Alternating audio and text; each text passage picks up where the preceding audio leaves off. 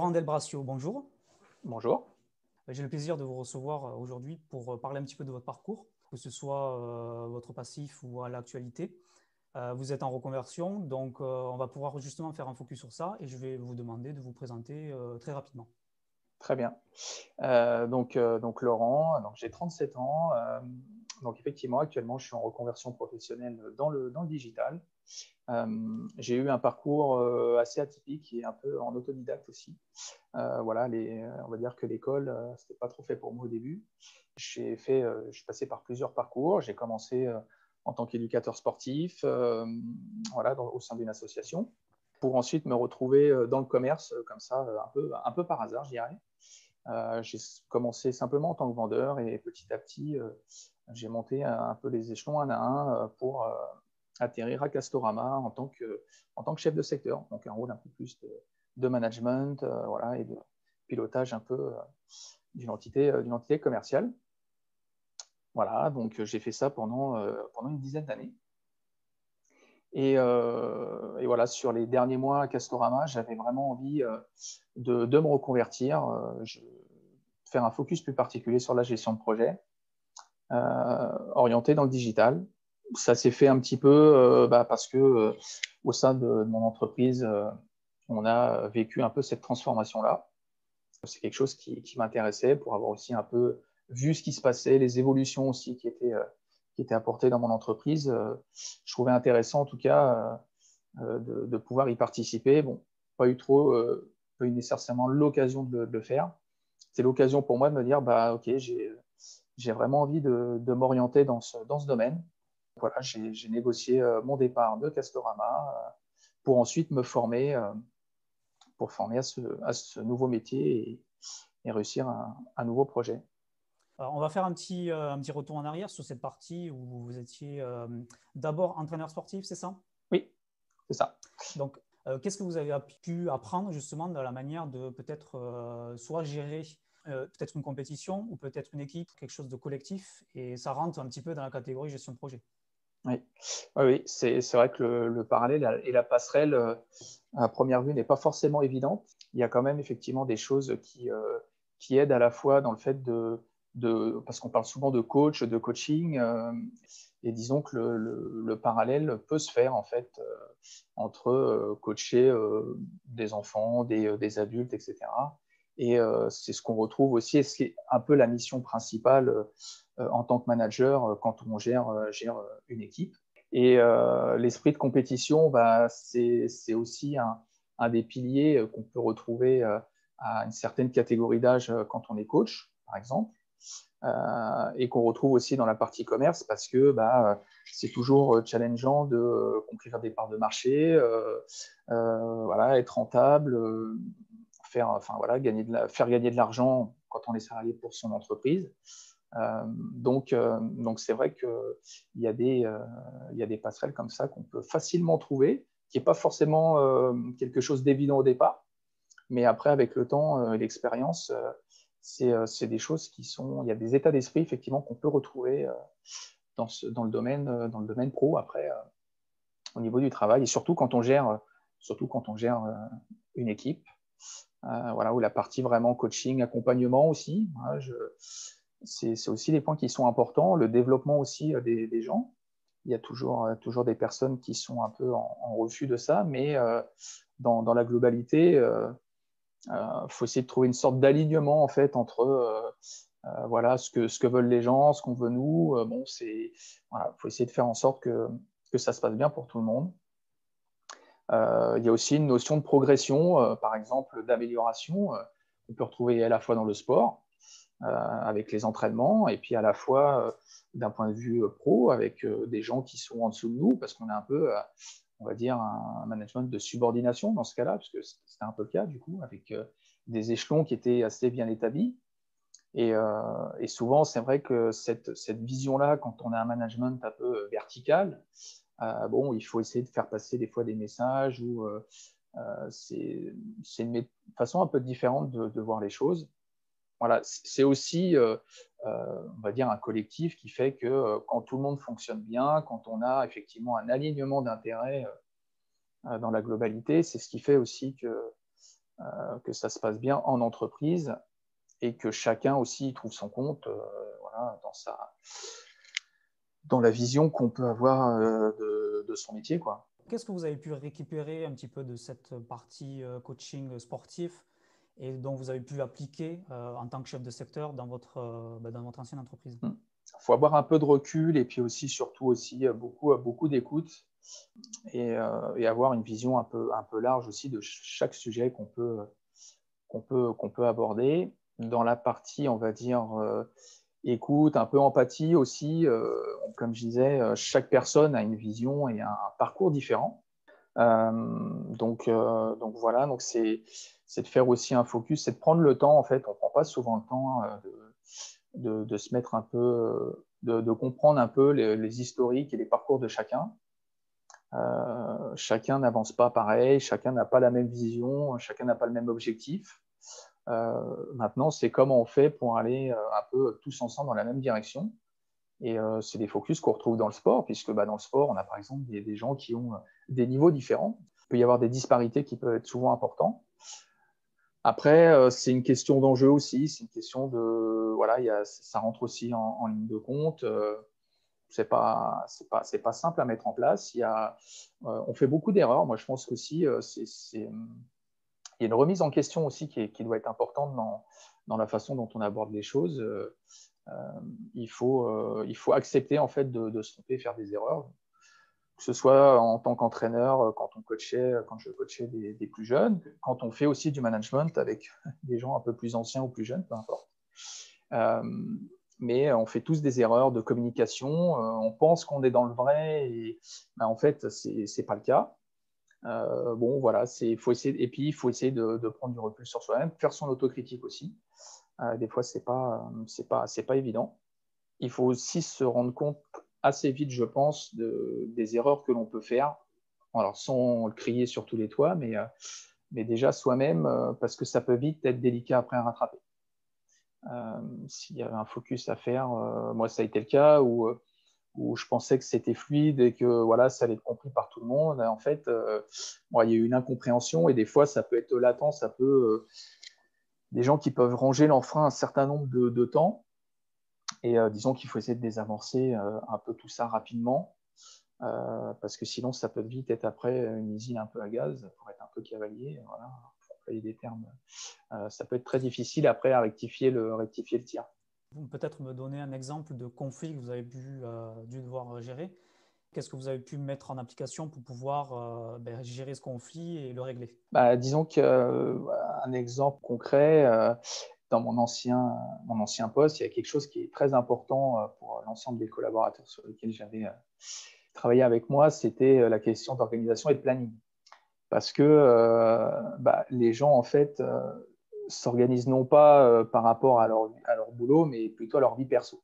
Et moi, j'avais repris un secteur, j'avais changé de magasin. Et c'est vrai que je trouvais que les plannings étaient faits un petit peu, avec un peu de complaisance vis-à-vis des collaborateurs. Et disons que pour faire tourner un commerce qui est ouvert de 9h jusqu'à 20h sans coupure, c'est assez… je trouvais qu'il y avait des disparités de présence, etc. Donc, l'erreur que j'ai faite, c'est d'avoir fait tout de suite les plannings comme moi je voulais, sans forcément n'avoir échangé, parce que j'avais des chefs de rayon, donc j'avais des agents de maîtrise, et les collaborateurs eux-mêmes. Voilà. Mais je l'ai fait sans volonté au départ de dire c'est comme ça et ce sera pas autrement. C'était une question on va dire, de timing, parce que les plannings, c'est quelque chose qui est normé dans les entreprises. On ne peut pas faire des plannings comme ça la veille pour le lendemain. Donc, il y a un certain laps de temps pour afficher des plannings, pour que les gens en prennent connaissance, etc., etc. Et moi, j'étais un peu dans cette urgence-là. Donc, pour bien faire, j'ai fait, plutôt que de recalquer ce qui avait été fait auparavant, j'ai repris, j'ai fait à ma façon. Moi, je pensais qu'il était le plus optimal. Alors, autant il y en a où c'est passé, mais il y a toujours des gens qui se font un peu les porte-paroles, Ouais. surtout quand il faut aller voir le chef et qu'il faut lui en mettre plein la tronche. Donc, voilà, ça, on en trouve. Ça a été très dur de retrouver un équilibre d'aplanir un peu les choses, parce que c'est vite parti dans des proportions que moi-même, je n'imaginais pas. Hein. Je me suis dit, oula, effectivement, là, j'ai fait. Donc, comme je disais, tout de suite, il faut rectifier le tir dans le sens de dire, OK, il faut jouer la transparence hein, à ce niveau-là. Il faut dire, oui, je me suis trompé. Certes, je n'étais pas d'accord forcément avec ce qui était pratiqué auparavant. On a collaboré avec tous les acteurs, tous les vendeurs, etc. On s'est posé et puis on a essayé de trouver une forme de consensus pour retendre vers ce qu'il y avait un petit peu auparavant sans calquer ce qui avait été fait avant. Passer aussi par de la négociation. Hein. De toute façon, c'est un jeu, hein. C'est de la c'est de la négociation. Comme si on vendait quelque chose, comme si on vendait un produit. Et ça s'est fait par étapes, ça s'est fait petit à petit, par aussi un peu plus de complaisance sur des jours de repos, des choses comme ça, pour rectifier le tir, parce que sinon, en fait, quand on s'obstine dans une direction, disons que les gens, ce sont eux qui sont en première ligne avec les clients, ce sont eux qui vous font tourner votre périmètre. Moi, tout seul, même en étant cadre, je pouvais pas tout faire, etc., etc. C'est pour ça que là-dessus, il faut vite rectifier le tir. Donc, il ne faut pas avoir peur de se dire, OK, je veux la transparence, je me suis trompé, j'aurais pas dû faire ça. Et voilà, et on a essayé de rectifier le tir par beaucoup de communication aussi, hein, des points individuels à plusieurs, de façon formelle et informelle aussi. Informelle, ça passe bien aussi de temps en temps. Par ce type de biais, en fait, j'ai réussi à réaplanir un petit peu l'ambiance. Vous pouvez expliquer un petit peu la différence, quels paramètres rentrent en compte dans le formel et dans l'informel? Disons que le formel, ça peut être aussi un peu, on va dire, anxiogène pour certains. C'est-à-dire que ça fait, surtout quand c'est des thèmes qui sont des points sensibles en fait à ce niveau-là. Formel, c'est on va faire une réunion, on va réunir tout le monde de telle heure à telle heure. Et en fait, on s'aperçoit que quand on commence à apprendre un peu les gens avec qui on travaille, il y en a qui aiment bien communiquer, puis il y en a qui n'aiment pas.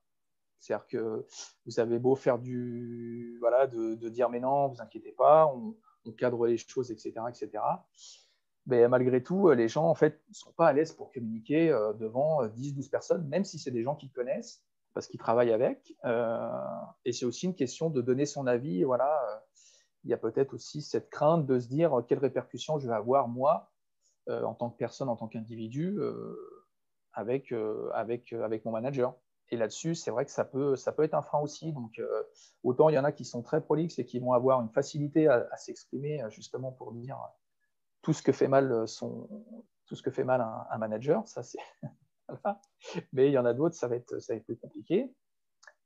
Sur la partie informelle, du coup, peut-être que les rapports sont plus détendus. Et puis, je dirais, c'est aussi un peu au manager de détendre l'atmosphère sur des sujets comme ça qui peuvent être très sensibles pour eux. Peut-être à ce moment-là, peuvent plus se livrer ou en individuel, même individuel formel, c'est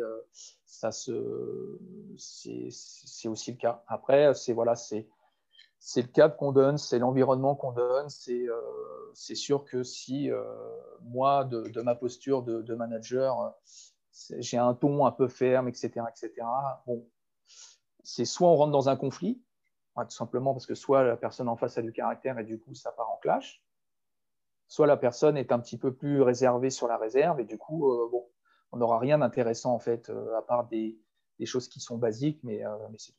Oui, elle va se soumettre, elle va accepter un petit peu tout ce qui se passe, mais ça ne veut pas forcément dire qu'elle est en accord. Exactement, tout à fait. J'ai, on va dire, des amis, des coachs avec qui je suis, qui m'ont toujours conseillé, à partir du moment où il y a un conflit, d'appliquer ce qu'on appelle le DESC, D-E-S-C. Et en fait, c'est 4 étapes où en fait le D, on décrit des faits quand on a un conflit, sans émotion, on dit voilà, il y a ça qui s'est passé, il y a ça qui s'est passé, il y a ça qui s'est passé. Ensuite, on part sur le E, donc c'est-à-dire l'émotion. Moi, j'ai ressenti ça, je sais que pour ma vie perso, ça va faire ça. Pour mon projet, je sais que ça va me mettre du stress, etc. Et là, quand on arrive dans la partie où en fait on est à OS, c'est en fait la solution, où en fait on discute tous ensemble. Et le C, à la fin, c'est le contrat, où en fait on passe le contrat entre nous en se disant, ben voilà, maintenant la solution, ça sera ça. Moi, je te donne ça, toi, tu me donnes ça, et on essaiera de trouver justement un consensus.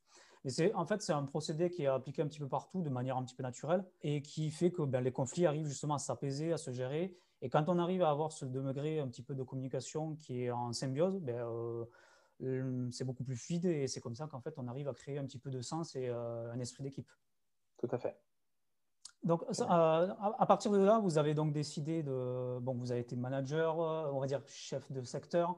Vous avez vu un petit peu cette partie où manager des hommes, c'était quand même quelque chose de très compliqué. Mais à un moment donné, vous vous êtes dit, c'est ça, que ça serait bien justement de voir un peu plus de cette partie-là. Une reconversion, pourquoi pas, ça pourrait être intéressant de pouvoir se reformer, de repartir un petit peu à l'école avec le sac à dos, on va dire, sur l'épaule, et puis de repartir dans cette phase d'apprentissage pour en fait évoluer. Et est-ce que vous pouvez nous expliquer comment vous avez décidé de repartir dans cette reconversion? Ça s'est fait très rapidement, ça s'est fait en l'espace de, je dirais, 3-4 mois. Le management, en fait, humain ça prend beaucoup d'énergie, beaucoup de temps. Et c'est vrai que d'allier le poste que j'avais en voulant faire du management, parce que le but du management, c'est aussi d'aider les gens en les accompagnant dans ce qu'ils veulent faire, peu importe ce qu'ils veulent faire, qui veulent évoluer ou pas, qui veulent peut-être. Moi, j'ai eu le cas de gens qui voulaient changer carrément, qui n'étaient plus en phase en fait avec ce qu'ils voulaient faire et qui pensaient aussi à faire autre chose. Et en fait, je me suis rapproché du service RH. On a co-construit des plans d'accompagnement avec des missions bien spécifiques quand c'était dans le cadre pour ceux qui voulaient évoluer, parce qu'il y avait des jeunes qui étaient avec moi qui voulaient continuer de grandir au sein de l'entreprise. Donc ça, c'est quelque chose que j'ai beaucoup aimé. Mais je n'avais pas forcément les méthodes et outils pour bien le faire et bien le mener. Et quand j'ai commencé à mener cette réflexion-là, alors j'ai échangé aussi avec des directeurs de magasins que je connaissais, qui étaient passés aussi par d'autres cases d'entreprise, d'autres postes également. Et en fait, en évoluant un peu, en discutant un peu avec eux, c'est vrai que je ne me doutais pas en fait du panel dont le manager pouvait avoir connaissance en termes d'outils, de méthodes, etc. La partie gestion de projet, pareil, je me posais la question de savoir à quel moment moi je souhaite intervenir en fait en faisant de la gestion de projet. Est-ce que je vais être au début de la conception de la vision, et lui apporter un maximum de valeur après par la suite? Est-ce que je veux vraiment être un peu aux deux bouts du spectre, si je puis dire? Et après, il y avait le domaine. Et le domaine, en faisant un peu mes recherches sur le digital, en ayant aussi des gens dans mon réseau qui étaient aussi dans le digital, je me suis dit, j'avais l'impression en tous les cas que déjà, c'était un secteur qui était assez ouvert en termes de profil. De deux, aujourd'hui, globalement, le numérique, c'est quand même. Tous les secteurs sont touchés par le numérique. Certains sont déjà bien avancés, mais d'autres n'en sont qu'à leur début. Ça s'est fait un petit peu comme ça. Puis aussi un peu une forme de lassitude dans la relation un peu client qui peut être quand on est manager de ces unités-là et quand on brasse tellement de monde, ça prend pareil, énormément de temps. C'est souvent source de tension aussi. On est en ligne directe avec les clients de toute façon. Voilà. Et c'était aussi recentrer un peu mes missions au cœur du processus de la gestion de projet, où, comme je le disais au tout début, dans ce que j'ai pu faire en tant que manager, ce n'était pas le cœur de mon métier, clairement. C'était quand j'avais le temps, quand il y avait des fenêtres, on va dire, des fenêtres d'opportunité qui se laissaient à moi pour pouvoir réfléchir et travailler dessus. Mais c'était pas mon quotidien, parce que ce soit la grande surface alimentaire ou le bricolage, il y a un espèce de rythme qui est très important en fait, qui est tout le temps alimenté par plein de choses. C'était comment je me recentre toujours dans la gestion de projet et dans le domaine du digital. D'accord. Et c'est vrai qu'en plus, avec les entreprises comme celle que vous avez eue, où en fait ils sont très dans des process qui sont améliorés constamment, où en fait il faut faire la tâche en un minimum de temps. C'est beaucoup de lean management en fait, on appelle ça le lean management. Et en fait ça met énormément de pression parce que les process sont à chaque fois, on va dire, améliorés optimisé, mais on n'arrive pas justement à faire en sorte d'avoir l'équilibre entre le process amélioré, mais aussi le bien-être de la personne qui applique le process, de paramètres qui font que beaucoup de gens ne tiennent pas très longtemps dans ce genre d'entreprise et préfèrent justement avoir beaucoup plus d'épanouissement dans des choses où ils peuvent prendre un peu plus leur temps, mais aussi sur lesquelles ils ont beaucoup plus de toucher en fait, et donner leur avis pour faire en sorte d'améliorer ces paramètres-là. Et donc vous, justement, vous avez eu un petit peu marre de ce paramètre-là. Vous avez décidé donc de repartir un petit peu sur les bancs de l'école, devenir chef de projet, voir un petit peu un projet de façon macro. Et vous vous êtes dirigé vers quoi exactement pour cette reconversion? Voilà, donc quand j'ai commencé ce processus, voilà, cette réflexion-là, donc en arrivant dans le digital, je me suis aperçu qu'il existait plein de métiers avec des spécificités différentes. Et donc, du coup, pendant cette formation, pendant mes 4 mois d'apprentissage, puisque c'était vraiment pour moi aussi une forme de révélation dans le sens où je n'imaginais pas en fait tout ce qu'on pouvait faire dans le digital et quelles étaient voilà, toutes les méthodes, tous les outils aussi également qui étaient à notre disposition. En fait, ça a pris voilà, quelques temps pour déjà avoir une bonne appréhension du domaine et ensuite pouvoir me dire, bah, OK, je veux devenir donc, du coup, product owner. Voilà, dans le commerce où j'étais, c'est vrai qu'on a une appétence pour le produit. C'est quelque chose, moi, ce dont je voulais continuer à faire, mais de façon différente, avec une approche différente. Et donc, du coup, la vision et le métier de product owner, bah, c'est un petit peu ça, c'est de construire, d'avoir une vision autour d'un produit, d'un service, et de faire en sorte de lui apporter un maximum de valeur pour les utilisateurs. C'est pour ça qu'aujourd'hui, bah, je fais vraiment un focus particulier sur ce métier-là pour mener à bien mon projet. Voilà, je suis toujours en apprentissage, voilà, encore actuellement, pour ensuite commencer ma première mission. Alors, c'est pas forcément évident parce qu'on on retombe un peu en profil junior, voilà, et débutant quand on fait une reconversion, malgré les années de travail qu'on a auparavant. Mais quand on change de domaine, voilà, c'est pas quelque chose de simple. Il faut se démarquer, il faut batailler pour attirer l'attention des recruteurs ou des entreprises, pour moins passer des entretiens. Et donc là, vous êtes en recherche d'une alternance, par exemple, pour passer un diplôme, Non, là, je recherche vraiment une mission en tant que junior. Pour le coup, l'alternance, bon, je suis plus si jeune que ça, malgré tout. Je suis encore jeune, mais j'ai 37 ans, donc il y a aussi un impératif de vie perso. C'est vrai que c'est des paramètres que j'avais pris en compte, hein, parce que c'est quand on vit à deux et quand on avance un peu dans la vie, bah, on a des objectifs un peu différents. Et c'est vrai que je voulais avoir quelque chose de la formation que j'ai faite au mois de mars. Je voulais qu'elle se fasse de façon accélérée, donc avec vraiment un rythme important, mais pas repartir sur un cycle de 2 ans. Et je voulais vraiment avoir une formation qui était à la fois théorique et un peu opérationnelle. Bon, c'est vrai que bah, ça ne s'est pas fait sur la partie opérationnelle, puisque c'était à la base d'un stage, mais un stage qui était rémunéré. Donc, il nous est tombé quelque chose qui n'était pas prédictible, comme beaucoup de choses. Voilà, une grosse pandémie, là. Donc oui, c'est pour les entreprises, en fait, c'était peut-être pas le bon moment pour attirer ce type de profil, parce que la distance, bah, pareil, il faut pouvoir accompagner. C'est pas donné à tout le monde, en fait, de pouvoir faire de l'accompagnement à distance. Un grand sujet, ça, de savoir comment vont faire les entreprises pour intégrer des collaborateurs. Pour ceux qui ont de l'expérience, le fait de faire tout en distanciel, bon, il y a des avantages comme il peut y avoir des inconvénients aussi. Donc non, là, je cherche vraiment une première mission pour avoir ma première expérience dans le domaine. Je travaille sur des projets aussi perso parce que c'est pour montrer un peu ce que je suis capable de faire et ce sur quoi j'ai pu travailler. Donc voilà, non, je cherche vraiment première mission en tant que product owner. Alors, juste un petit focus sur les 4 mois que vous avez fait sur la partie théorique. Qu'est-ce que vous avez appris exactement en 4 mois? Disons qu'en 4 mois, on a plusieurs blocs en fait d'apprentissage. On a eu à la fois la gestion, comment gérer un projet web. Donc, c'est parti et à la fois de la construction d'un site web, en WordPress par exemple. Donc voilà, donc la construction d'un site web, tout ce qui est référencement, SEO, SEA.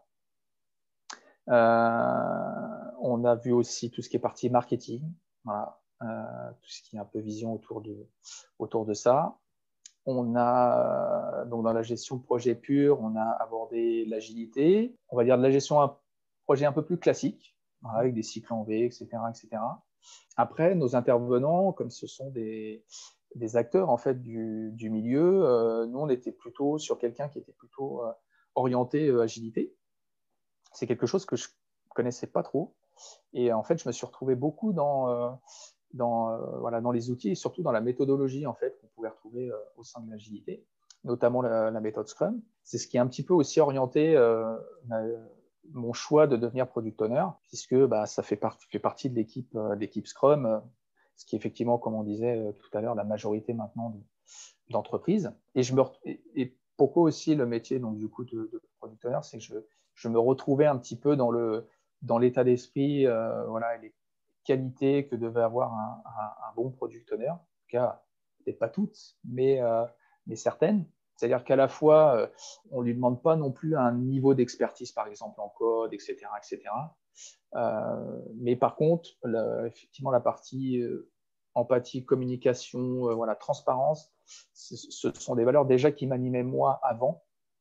Donc, cette passerelle s'est faite assez naturellement vers ce poste-là. Voilà, sur la partie agilité, je me suis vraiment intéressé à cette partie-là en me documentant sur la formation que je fais actuellement chez Lyon aussi, qui est une formation d'1 mois et demi, qui est vraiment un focus particulier sur le métier de PO, avec vraiment la méthodologie pour construire un produit. J'apprends encore de nouvelles choses parce qu'on a aussi d'autres qualités d'intervenants. On a beaucoup de retours d'expérience aussi, de gens qui viennent nous faire les cours. Et on travaille aussi également sur un projet en groupe afin de le présenter à la fin de notre formation. Donc, je dirais qu'après, les outils, c'est tout ce qui touche autour de l'agilité, du développement du produit, et puis toujours de rester en veille un petit peu sur ce qui se passe autour de l'écosystème agile. Je souhaite aussi passer ma certification PSPO aussi, pour aussi valider et mettre en avant voilà, ma démarche pour m'orienter sur ce métier-là. Tout ce qui est centré voilà, autour de l'utilisateur, il y a des blocs qui sont assez simples, qui sont assez compréhensibles pour moi et qui, en tous les cas, sont un peu ancrés dans mon ancien parcours. C'est voilà, l'amélioration continue, l'expérience utilisateur, l'expérience client, c'est des choses qui sont différentes d'un secteur à un autre, qui peuvent être différentes d'un secteur à un autre, mais ce sont des choses qui sont intéressantes et tout du moins que j'ai envie de pousser encore un peu plus à l'extrême dans mon projet. C'est vraiment super parce qu'en fait, c'est vrai qu'en connaissant bien un peu la démarche Scrum, tout votre passif en tant que manager, même coach sportif, c'est le cœur de la méthode en fait.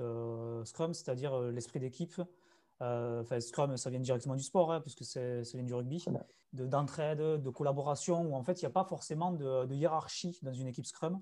Il n'y en a pas du tout même en fait, hein, à part le client peut-être qui est un peu au-dessus, parce que c'est lui qui veut le produit, donc il faut satisfaire le client, mais au sein même de l'équipe Scrum, il n'y a pas de hiérarchie. Il y a peut-être justement le Scrum Master qui va être un petit peu le leader d'équipe. Le Product Owner, lui, est vraiment garant du produit à délivrer au client. Mais il n'y a pas vraiment de gens qui sont au-dessus ou en dessous. Et le fait justement d'avoir fait cette transition entre d'abord coach sportif, ensuite chef de secteur et maintenant dans la gestion de projet agile, ce genre de connexions qui se font naturellement parce qu'on est vraiment attiré par ce qu'on est, ce qu'on aime, et puis aussi parce qu'on a fait depuis des années, parce qu'on a déjà on va dire une zone de confort qui nous permet d'apprendre beaucoup plus facilement. Et le fait de pouvoir s'orienter vers de l'agilité, qu'il y ait un diplôme, qu'il n'y ait pas de diplôme, ça on s'en fiche. La certification peut grandement aider en fait, hein, parce que ça valide beaucoup d'étapes. Le niveau 1 valide globalement le vocabulaire, la compréhension du poste. Le niveau 2 va beaucoup plus loin avec des mises en pratique.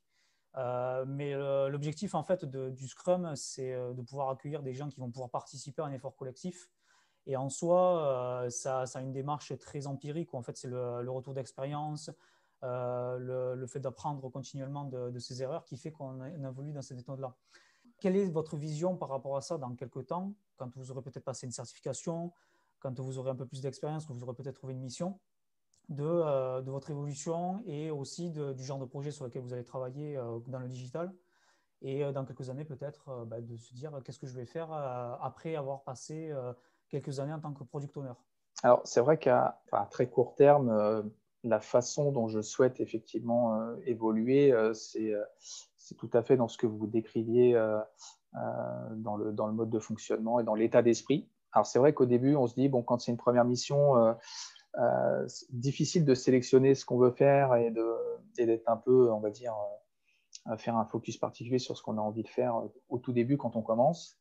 Et c'est vrai que je me posais la question de savoir comment en fait je pourrais évoluer au sein d'une structure qui, par exemple, n'a pas toute cette valeur-là, n'a pas cet état d'esprit-là, parce que malgré tout, des fois, bon, sur le papier, c'est décrit comme tel, en tout cas.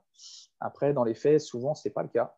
Souvent, ce n'est pas le cas, pour avoir aussi eu des retours d'expérience. Je dirais que dans un premier temps, j'aimerais travailler dans un environnement où il y a déjà des gens qui ont un peu d'expérience et qui m'aident aussi un peu, qui m'accompagnent un peu dans ce nouveau projet. Je ne suis pas sûr. Alors après, il y a deux cas d'école. C'est vrai que quand on est seul ou quand on est dans des petites structures, du coup, on fait plein de choses et on apprend aussi plein de choses, c'est sûr. Mais pour avoir aussi eu des retours d'expérience de personnes qui sont dans ce cas-là, ça peut être aussi dur, parce que ça dépend aussi de l'état d'esprit et ça dépend aussi de ce qu'on est, de notre état d'esprit. C'est-à-dire que si on aime bien avoir un minimum de process ou avoir voilà, un cadre un petit peu défini, on est bien. Enfin, on n'est pas bien, par exemple, mais alors qu'il y a des gens qui peuvent évoluer dans un univers un peu pas très ordonné, etc., etc. Et c'est vrai que le cas de figure comme ça peut, pour moi, peut-être au début être un peu délicat. Mais bon, je dirais que il faut bien commencer. Il faut bien commencer. J'ai pas, alors le secteur ou le produit, ce serait plutôt autour de l'e-commerce.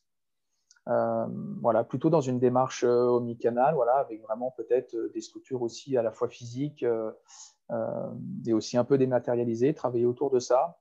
L'expérience utilisateur aussi m'intéresse, mener des interviews, etc. Vraiment, parce que si on est dans cette démarche-là, le feedback des utilisateurs, c'est ce qui fait la prise en compte de ces feedbacks-là, c'est ce qui va nous faire en sorte que notre produit va évoluer, va s'améliorer, etc. Donc, c'est travailler un peu dans un environnement comme ça où on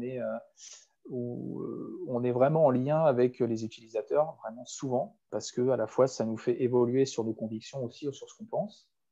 Voilà, parce que c'est jamais faire un produit pour soi. Hein, ça, c'est quelque chose que j'ai appris, c'est ça. Mais c'est un exercice qui n'est pas évident, bien recueillir le feedback et le transposer après, le communiquer après aussi aux équipes. Donc, je dirais voilà comment je souhaiterais évoluer et ce que je souhaiterais faire au début. Et ensuite, si on fait avance un peu rapide dans le temps, je ne vais pas trop projeter pour être très honnête, parce que j'aime bien les défis et les challenges. Donc, en tout cas, je ne me dis pas que le digital, je ferai ça toute ma vie. Voilà. Donc, je suis un petit peu comme ça. J'aime bien le challenge. J'aime bien aussi me challenger moi-même aussi.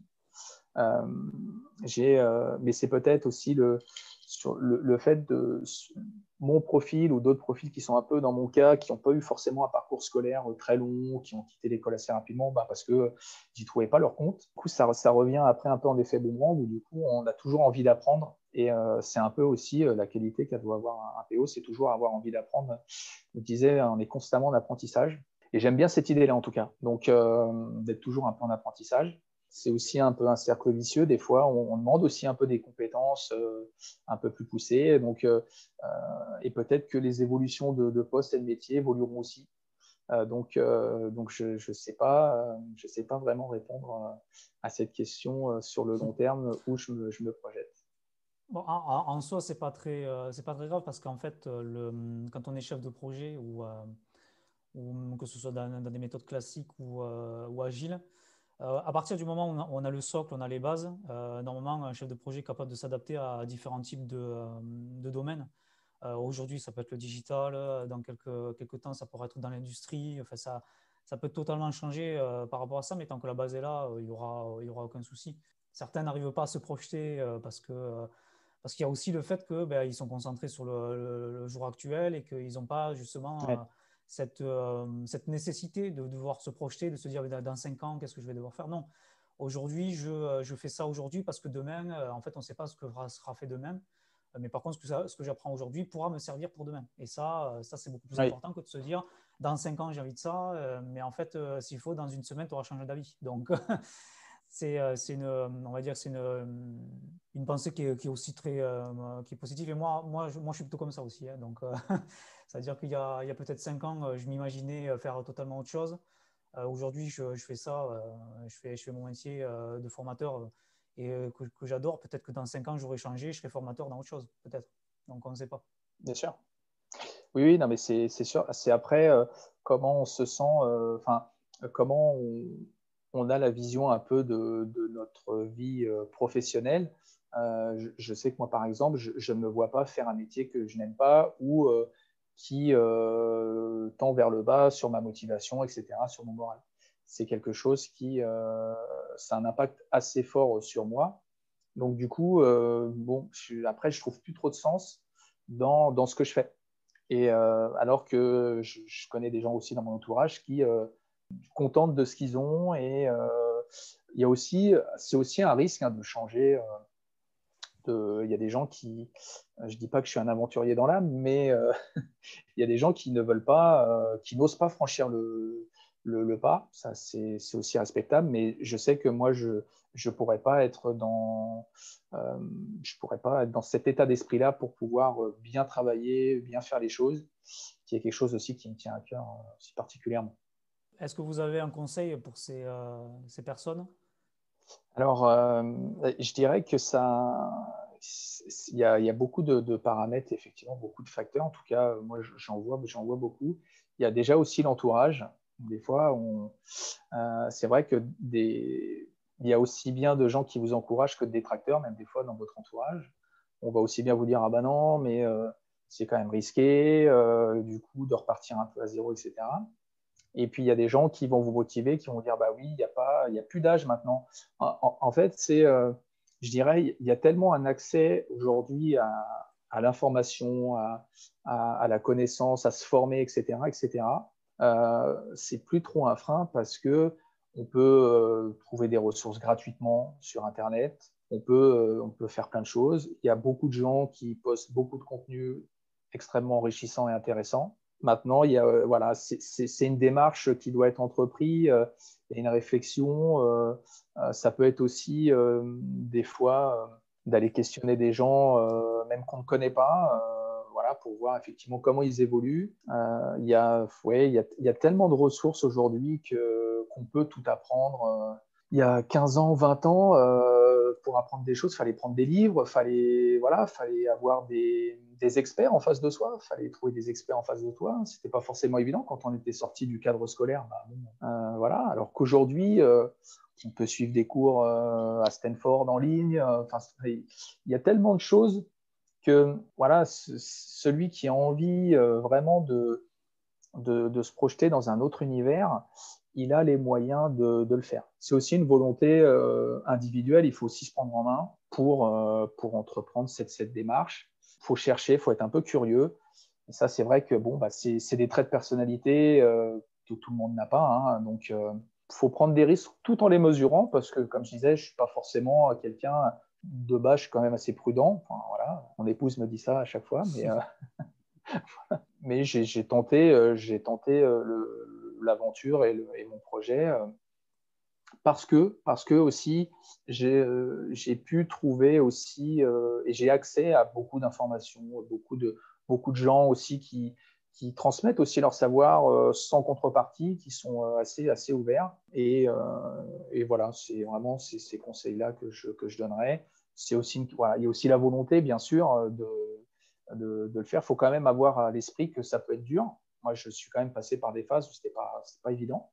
C'est pas évident parce que on se remet en question, on se dit est-ce qu'on a fait le bon choix, etc. C'est aussi un état d'esprit. C'est sûr que ça n'aidera pas les gens à se reconvertir si on n'a pas ces quelques qualités-là pour pouvoir entreprendre ce changement de vie et de cap. D'accord. Quel est le contenu, peut-être le livre, la vidéo qui vous a le plus marqué, que vous conseillerez justement de regarder à ceux qui aimeraient se reconvertir dans la gestion de projet notamment? Alors de base, avant, je n'étais pas trop lecture. Je n'aime pas beaucoup lire. J'étais plutôt un adepte du contenu, alors surtout vidéo, après un petit peu maintenant podcast, et c'est surtout vidéo. Et c'est vrai qu'en fouillant un peu, je suis tombé, alors en tapant plein de choses, conférences, entrepreneuriat, etc., etc. Je suis tombé sur Oussama Ammar, qui est un des cofondeurs de The Family, que je connaissais pas du tout. Et en fait, j'ai commencé à suivre les conférences qu'il faisait. Et j'ai trouvé cette personne très inspirante et dans la façon dont il voit un peu l'évolution aussi des choses d'un point de vue numérique, mais pas que. En tout cas, je me suis retrouvé beaucoup dans ce qu'il disait parce qu'on est à peu près de la même génération. Et quand on regarde un peu son parcours, c'est pareil. Il a eu ainsi des parcours aussi assez différents quand il raconte comment il a quitté l'école, etc., etc. Et voilà, je suis vraiment un adepte. En fait, il y a beaucoup de choses dans ce qu'il dit dans lesquelles je me reconnais assez. Et dans le niveau aussi d'expertise qu'il peut avoir dans l'univers du digital en particulier, mais aussi dans la façon, dans comment entreprendre les choses, comment se prendre en main, etc. Donc, vraiment, je conseillerais à ceux qui ne connaissent pas forcément le domaine du numérique, voilà, ou du digital en particulier, de regarder ces quelques vidéos qui sont en accès sur YouTube très facilement. Pardon. Après, c'est surtout voilà, du contenu sur Internet, en cherchant, en ayant appris à cibler des mots-clés, etc., etc.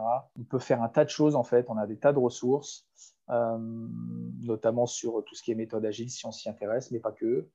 Sur l'UX, UI design aussi. Donc, à la fois, c'est des blogs, voilà, c'est de la méthodo que je peux conseiller. Je dirais, à la limite, notre meilleur ami, c'est Google. Hein. Tapez sur Google ce que vous souhaitez. Vous allez avoir un accès à des ressources voilà, que vous n'imaginez pas pour pouvoir se renseigner et se faire sa propre opinion. Parce qu'après, c'est ça aussi, hein, c'est de pouvoir se faire sa propre idée en benchmarkant un peu tout ce qu'on peut trouver sur un sujet, par exemple. C'est vrai que pour revenir un petit peu sur Oussama Ammar, j'ai suivi aussi beaucoup de ses vidéos quand j'ai commencé mon entreprise. Justement, je pense que son conseil le plus visible, en fait, c'est de penser un petit peu différemment et de ne pas se figer au code qu'on a pu peut-être nous apprendre. Laurent Delbracio, merci beaucoup. De rien, Johan, merci, c'était un plaisir. C'est la première fois pour moi, hein, premier exercice. Donc, eh bien, merci, j'ai été votre première fois. Voilà. Première fois d'enregistrement vidéo pour un podcast. Hein, bien sûr, on précise. Mais merci beaucoup. Non, merci. Merci, Yann.